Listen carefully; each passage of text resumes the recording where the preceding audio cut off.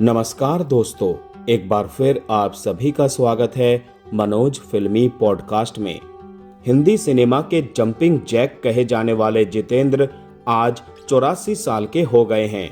कभी मुंबई की चौल में 10x12 की खोली में रहने वाले जितेंद्र आज किसी परिचय के मोहताज नहीं हैं। मिडिल क्लास परिवार में जन्मे जितेंद्र आर्टिफिशियल ज्वेलरी सप्लाई करने में अपने पिता का हाथ बटाते थे। एक रोज वो सेट पर ज्वेलरी पहुंचाने गए, जहां उन्हें जूनियर आर्टिस्ट का काम मिला। तनख्वाह थी 100 रुपए महीना। उस दिन जितेंद्र का फिल्मों से ऐसा रिश्ता जुड़ा कि उन्होंने पहले जूनियर आर्टिस्ट से बतौर लीड हीरो काम किया और फिर हिंदी सिनेमा के स्टार बने। यह रिश्ता 200 से ज्यादा फिल्मों और 5 लाइफ टाइम अचीवमेंट अवार्ड के साथ आज भी कायम है। आज जितेंद्र के 84वें जन्मदिन के खास मौके पर आइए जानते हैं उनकी जिंदगी से जुड़े कुछ मजेदार और अनसुने किस्से। दोस्तों, वीडियो में आगे बढ़ने से पहले प्लीज मेरे चैनल को सब्सक्राइब करके बेल आइकन को जरूर प्रेस कर दीजिएगा। तो चलिए दोस्तों, वीडियो को शुरू करते हैं। जितेंद्र का जन्म 7 अप्रैल 1942 में अमृतसर के एक पंजाबी परिवार में हुआ था। जन्म के समय उनका नाम रवि कपूर रखा गया, जो बाद में फिल्मों में आकर जितेंद्र हुआ। जितेंद्र कुछ महीनों के ही थे जब परिवार मुंबई आकर बस गया और गिरगांव की श्याम सदन चौल में रहने लगा। 8 लोगों का पूरा परिवार 10x12 की खोली में रहता था, जिसका भाड़ा था 6 रुपए। उनके पिता अमरनाथ फिल्मों के सेट पर आर्टिफिशियल ज्वेलरी सप्लाई करने का काम करते थे। समय के साथ जब घर की आर्थिक स्थिति सुधरने लगी तो उनके घर में ट्यूबलाइट और पंखा लगा। चौल में गरीबी का वो आलम था कि पूरे चौल के लोग उनके घर वो पंखा और ट्यूबलाइट देखने पहुंचे थे। जिंदगी के 20 साल जितेंद्र ने उसी चौल में गुजारे। पंजाबी परिवार से होने के बावजूद आसपास के माहौल में घुल मिलकर उन्होंने फर्राटेदार मराठी बोलना सीख लिया। जितेंद्र ना पढ़ाई में अच्छे थे, ना उनके पास कोई खास टैलेंट या रुचि थी। शुरुआती पढ़ाई जैसे तैसे पूरी की तो पिता ने अपने आर्टिफिशियल ज्वेलरी के बिजनेस में उन्हें लगा दिया। काम था फिल्मों के सेट पर ज्वेलरी पहुंचाना। साल 1959 में जितेंद्र को वी शांताराम की फिल्म नवरंग के सेट पर ज्वेलरी पहुंचाने का काम मिला। वो रोज बस में धक्के खाते हुए सेट पर पहुंचते थे। उम्र करीब 17 साल थी। एक रोज चकाचौंध देखकर जितेंद्र को भी फिल्म देखने का मन किया। उन्होंने वहां खड़े लोगों से पूछा तो उन्हें साफ इनकार कर दिया गया। सबने कहा कि वी शांताराम किसी को शूटिंग देखने की इजाजत नहीं देते। जितेंद्र मुंह लटकाए घर पहुंचे और चाचा से शिकायत की। अगले दिन चाचा उन्हें लेकर फिर सेट पर पहुंचे और असिस्टेंट से कहा कि मेरे भतीजे को शूटिंग देखनी है। उन्होंने जवाब दिया, शूटिंग देखना है तो काम भी करना पड़ेगा। उन्होंने जितेंद्र को देखा और कहा, हम तुम्हें प्रिंस का रोल देंगे। जितेंद्र की खुशी का ठिकाना ही नहीं रहा। रोज बस से जाने वाले जितेंद्र अगले दिन टैक्सी में सेट पर पहुंचे। वहां पहुंचते ही उन्हें प्रिंस के कपड़े पहनाए गए, लेकिन जैसे ही वो सेट पर पहुंचे उन्हें जोरदार धक्का लगा। सेट पर वो अकेले प्रिंस नहीं थे, बल्कि वहां 200 प्रिंस बने लड़के बैठे थे। उन्हें फिल्म नवरंग के गाने तू छुपी है कहां में हीरोइन के पीछे खड़े होने वाले जूनियर आर्टिस्ट का काम मिला था। नवरंग की शूटिंग के दौरान जितेंद्र ने खुद भी फिल्मों में काम करने का मन बना लिया।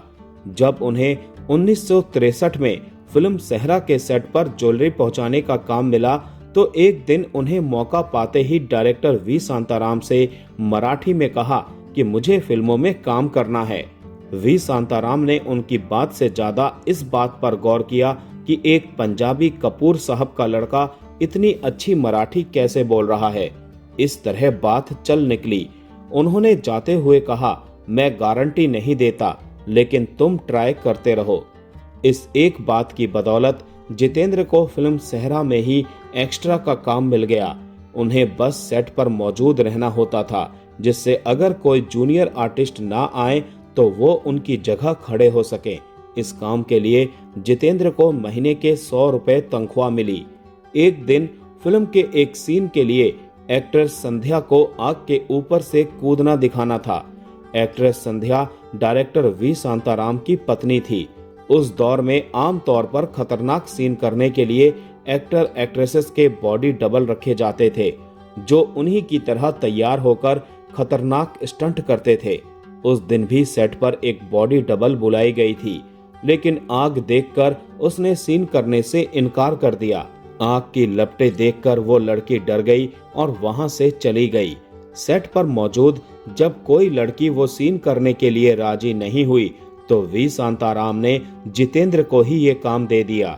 जितेंद्र को एक्ट्रेस संध्या की तरह तैयार किया गया, जिसके बाद उन्होंने हीरोइन बनकर वो सीन किया। इस एक रोल से जितेंद्र वी शांताराम के दिल में घर कर गए। उन्हें इस फिल्म में एक डायलॉग भी दिया गया। उन्हें कहना था, सरदार, दुश्मनों का दल टिड्डियों की तरह आगे बढ़ रहा है।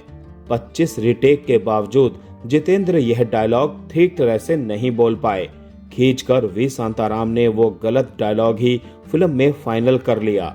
वो वी शांताराम ही थे जिन्होंने जितेंद्र का हुनर परखा और उन्हें फिल्म गीत गाया पत्थरों ने में लीड रोल दिया। जितेंद्र की बतौर हीरो पहली फिल्म गीत गाया पत्थरों ने साल 2064 में रिलीज हुई। चौल में रहने वाले जितेंद्र के लिए ये एक खास दिन था। उन्होंने चौल के पास स्थित एक थिएटर में पिता अमरनाथ और मां कृष्णा को फिल्म दिखाने के लिए 3 टिकटें खरीदी। थिएटर पहुंचते ही उन्होंने टिकट देखने के लिए गेट पर खड़े शख्स से पूछा, हमें कहां बैठना है? जवाब मिला, पूरा थिएटर खाली है, जहां बैठना है बैठ जाओ। यह फिल्म खास नहीं चली, लेकिन जितेंद्र ने ठान लिया कि अब वो फिल्मों में ही कैरियर बनाएंगे। जितेंद्र पहली फिल्म फ्लॉप होने के बाद प्रोड्यूसर्स के दफ्तरों के चक्कर काटते हुए फिल्में मांगा करते थे। वो संघर्ष के दिनों में कोलाबा की ऊषा सदन बिल्डिंग में रहने पहुंचे, जहां एक्टर प्रेम चोपड़ा भी रहा करते थे। उस दौर में प्रेम चोपड़ा नौकरी भी करते थे और फिल्मों में काम की तलाश में भी थे। फिल्मों में छोटा मोटा काम करते हुए जितेंद्र ने कार खरीद ली थी। प्रेम चोपड़ा के पास भी कार हुआ करती थी। दोनों एक ही समय पर घर से निकलते और प्रोड्यूसर्स के दफ्तरों के बाहर टकराते रहते थे, लेकिन एक दूसरे के सामने खुद को रईस और व्यस्त दिखाते थे। एक रोज प्रेम चोपड़ा ने जितेंद्र से पूछ ही लिया, हम दोनों एक साथ निकलते हैं, एक ही जगह जाते हैं, क्यों ना हम ये दिखावा छोड़कर एक ही गाड़ी से आए जाएं, इससे पैसे भी बच जाएंगे। और तंगी में गुजारा कर रहे जितेंद्र झट से मान गए। तब से दोनों साथ घरों से निकलने लगे। तय हुआ कि एक दिन का खर्च एक शख्स उठाएगा और दूसरे दिन का दूसरा शख्स। 1965 में एक दिन कार से जाते हुए दोनों की नजरें एक सुंदर लड़की पर पड़ी। वो अपनी सहेली के साथ कहीं जा रही थी। दोनों ने हिम्मत कर लड़की को लिफ्ट देने का पूछा और वो भी मान गई।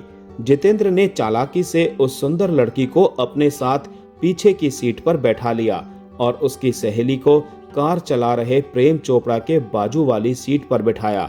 यह देखकर प्रेम चोपड़ा खींच उठे और बड़बड़ाते हुए गाली देने लगे।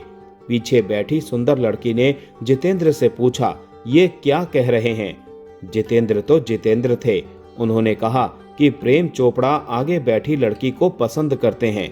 यह सुनकर प्रेम चोपड़ा का गुस्सा 7वें आसमान पर पहुंच गया, लेकिन उन लड़कियों को बुरा ना लगे, इसीलिए प्रेम चोपड़ा को ना चाहते हुए भी हाँ में हाँ मिलाना पड़ा। लिफ्ट के चक्कर में जितेंद्र ने दोनों लड़कियों को साथ फिल्म देखने के लिए राजी कर लिया। चारों मिलकर धर्मेंद्र की फिल्म नीला आकाश देखने थिएटर पहुंचे। वो रमजान का महीना था। दोनों लड़कियां मुस्लिम थी और उस दिन उनका रोजा था। उन्होंने जितेंद्र से कहा कि वो फिल्म देखने के बाद उनके साथ रोजा खोलेंगी और कुछ खाएंगी। इंटरवल होते ही प्रेम चोपड़ा जितेंद्र को बाहर लेकर आए। उन्होंने कहा, मेरे पास पैसे नहीं हैं, कैसे खिलाएंगे? जितेंद्र ने भी कहा, मेरे पास भी पैसे नहीं हैं। दोनों ने कुछ देर सोचा और बेइज्जती से बचने के लिए दोनों इंटरवल में ही लड़कियों को थिएटर में छोड़कर भाग निकले। इस वाक्य के 50 साल बाद आज भी प्रेम चोपड़ा और जितेंद्र की दोस्ती कायम है। लंबी जद्दोजहद के बाद जितेंद्र को वी शांताराम की अगली फिल्म बूंद जो बन गई मोती में काम मिला। इस फिल्म में वी शांताराम अपनी बेटी राजश्री को जितेंद्र के साथ कास्ट कर रहे थे, लेकिन शादी के चलते आखिरी समय में राजश्री को फिल्म छोड़नी पड़ी। तब वी शांताराम ने फिल्म में मुमताज को कास्ट किया, जो कुछ बी ग्रेड फिल्मों में आने के बाद मेन स्ट्रीम सिनेमा में जगह बनाने की कोशिश कर रही थी। इससे पहले वो वी शांताराम की फिल्मों स्त्री और सहरा में छोटी सी भूमिका निभा चुकी थी। जैसे ही ये बात जितेंद्र को पता चली, उन्होंने डायरेक्टर से साफ कहा कि वो मुमताज के साथ काम नहीं करेंगे। उन्होंने वी शांताराम से कहा, आप मुमताज को क्यों ले रहे हैं? तो वी शांताराम ने कहा, क्यों नहीं, उसमें हीरोइन बनने की सारी क्वालिटी है, वो सुंदर है, अच्छा डांस करती है, अच्छी एक्ट्रेस है। ये सुनकर जितेंद्र ने फिर कहा, नहीं, क्या आप किसी और को कास्ट नहीं कर सकते? इस पर जवाब मिला, नहीं, मैं मुमताज को ही लूंगा, तुम्हें नहीं पसंद तो फिल्म छोड़ दो। पहले ही स्ट्रगल कर रहे जितेंद्र को फिल्म करनी ही पड़ी। एक दिन जितेंद्र अरुणा ईरानी के साथ एक फिल्म की शूटिंग कर रहे थे। शॉट के मुताबिक उन्हें जोर जोर से हंसना था, लेकिन बार बार कोशिश करने के बावजूद उन्हें हंसी ना आ रही थी। ये देखकर कॉमेडियन महमूद उनके पास पहुंचे और कहा कि जैसे ही शॉट शुरू हो बस मेरी तरफ देख लेना। ये कहते ही महमूद साहब पास बने एक दरवाजे के पीछे खड़े हो गए। जैसे ही शॉट शुरू हुआ, जितेंद्र की नजर दरवाजे पर पड़ी और वो जोर से हंस पड़े। महमूद साहब वहां पैंट उतार कर खड़े थे। ये किस्सा जितेंद्र ने कपिल शर्मा शो में खुद सुनाया था। गुनाहों का देवता मई 1967 में रिलीज हुई और कुछ खास नहीं चली। इसके बाद अक्टूबर 1967 में उनकी दूसरी फिल्म फर्ज आई। जितेंद्र पहले ही इस फिल्म को साइन करने में झिझक रहे थे। वजह यह थी कि इस फिल्म के डायरेक्टर रविकांत नगाइच थे। वो साउथ फिल्मों के सिनेमेटोग्राफर थे और फिल्म फर्ज से वो बतौर डायरेक्टर बॉलीवुड में कदम रखने वाले थे। नए डायरेक्टर के साथ काम करने के लिए कई एक्टर्स इनकार कर चुके थे, जिसके बाद यह फिल्म जितेंद्र को मिली थी। जब फिल्म रिलीज हुई तो कुछ दिनों तक सिनेमाघर खाली पड़े थे। जितेंद्र डर गए कि अभी तो कैरियर शुरू हुआ है, अगर फिल्म इंडस्ट्री में खबर फैल गई कि जितेंद्र की यह फिल्म भी फ्लॉप हो गई तो कोई उन्हें आगे साइन नहीं करेगा। उस दौर में जब टिकट के दाम 60 पैसे तक हुआ करते थे, तब जितेंद्र ने 5,000 रुपए लगाकर अपनी फिल्म की सारी टिकटें खरीद ली, जिससे लोगों को लगे कि सिनेमा घरों में टिकट नहीं मिल रही। वाकई यही हुआ। जब लोगों को पता चला कि फिल्म हाउसफुल है तो उन्हें भी फिल्म देखने का क्रेज बढ़ने लगा और लोग बढ़ चढ़कर फिल्म देखने जाने लगे। कुछ समय बाद वाकई फिल्म हाउसफुल होने लगी। इस फिल्म से जितेंद्र को रातों रात पहचान मिल गई। वजह थी फिल्म के सुपरहिट गाने और जितेंद्र का नया स्टाइल।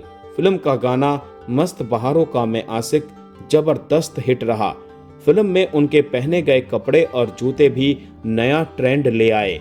एक दौर में actor Sanjeev Kumar dream girl Hema Malini को पसंद करते थे। तब वो पहले ही धर्मेंद्र के साथ रिलेशनशिप में थी। परिवार के ऐतराज के चलते हेमा ने धर्मेंद्र से दूरी बना ली थी। तब संजीव कुमार ने प्यार का इजहार करने के लिए हेमा मालिनी को लव लेटर लिखा था। लेटर पहुंचाने में झिझक महसूस हुई तो उन्होंने यह जिम्मेदारी अपने दोस्त जितेंद्र को सौंप दी। जितेंद्र जैसे ही लेटर लेकर पहुंचे तो हेमा मालिनी को देखकर उनका मन बदल गया। उन्होंने मौका देखकर लव लेटर से संजीव कुमार का नाम हटा दिया और अपना नाम लिख दिया। वो लेटर देकर लौट गए। जब ये बात हेमा मालिनी के घर वालों को पता चली तो उन्होंने जितेंद्र के साथ हेमा की शादी की बात चलानी शुरू कर दी। वजह यह रही कि हेमा का परिवार नहीं चाहता था कि हेमा की शादी धर्मेंद्र से हो। संजीव कुमार भी परिवार को पसंद नहीं थे, लेकिन हेमा का दोनों से ध्यान भटकाने के लिए परिवार ने उनकी शादी जितेंद्र के साथ पक्की कर दी। जबकि उस समय जितेंद्र भी एयर होस्टेस शोभा कपूर से सगाई कर चुके थे। एक रोज हेमा और जितेंद्र की शादी के लिए एक पंडित बुलाया गया। जैसे ही बात धर्मेंद्र तक पहुंची, वो शोभा कपूर को साथ लेकर वहां पहुंच गए और यह शादी रुकवा दी। जितेंद्र ने 1974 में एयर होस्टेस शोभा कपूर से लव मैरिज की। शादी से पहले दोनों कई सालों तक रिलेशनशिप में भी रहे थे। कहा जाता है कि दोनों की मुलाकात सालों पहले मरीन ड्राइव पर हुई थी, जब शोभा महज 14 साल की थी। दोनों की दोस्ती हुई और दोनों की अक्सर मुलाकातें होने लगी। कपल के 2 बच्चे एकता कपूर और तुषार कपूर हैं। 1975 की बात है, जब शोभा ने जितेंद्र की लंबी आयु के लिए करवा चौथ का व्रत रखा था।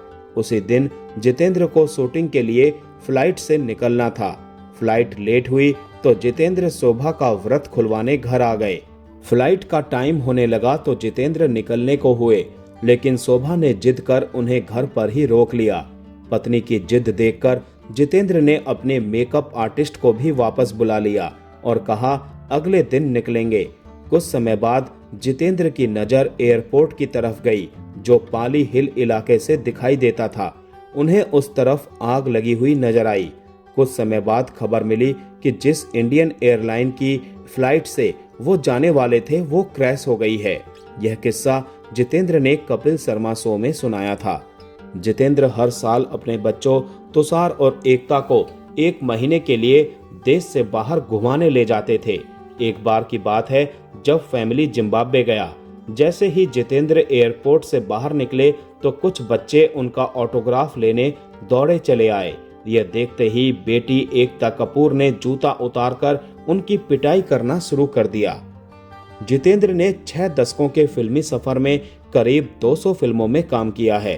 कारवां, विदाई, धर्मवीर, स्वर्ग नर्क, जानी दुश्मन, फर्ज, हिम्मत वाला, तोहफा, स्वर्ग से सुंदर, खुदगर्ज और थानेदार जैसी कई फिल्में उन्होंने की हैं। 1972-74 के बीच जितेंद्र को फिल्मों में काम मिलना बंद हो गया था, जिससे वो जॉबलेस हो गए। जितेंद्र ने अपनी सालों की कमाई लगाकर 1982 में दीदारे यार फिल्म बनाई, जो बुरी तरह फ्लॉप हो गई। जितेंद्र को 2.5 करोड़ का नुकसान हुआ और वो कंगाल हो गए। इस नुकसान से उभरने के लिए जितेंद्र ने बैक टू बैक 60 फिल्में साइन की, जिनमें से ज्यादातर रीमेक थी। 2002 से लेकर 2012 तक जितेंद्र को 5 बार लाइफ टाइम अचीवमेंट अवार्ड से सम्मानित किया गया। जितेंद्र का 22 फिल्मों में नाम विजय रखा गया है और 26 फिल्मों में रवि। रवि जितेंद्र का असली नाम भी है। 2014 में जितेंद्र को Dada Saheb Phalke lifetime achievement award से सम्मानित किया गया था। मनोज फिल्मी पॉडकास्ट जितेंद्र को उनके जन्मदिन की बधाई देता है और भगवान से प्रार्थना करता है कि उनको अच्छा स्वास्थ्य और लंबी आयु प्रदान करें। तो दोस्तों, आज का वीडियो यहीं समाप्त करते हैं। मिलते हैं नेक्स्ट वीडियो में। तब तक के लिए आप सभी को tata bye bye, take care.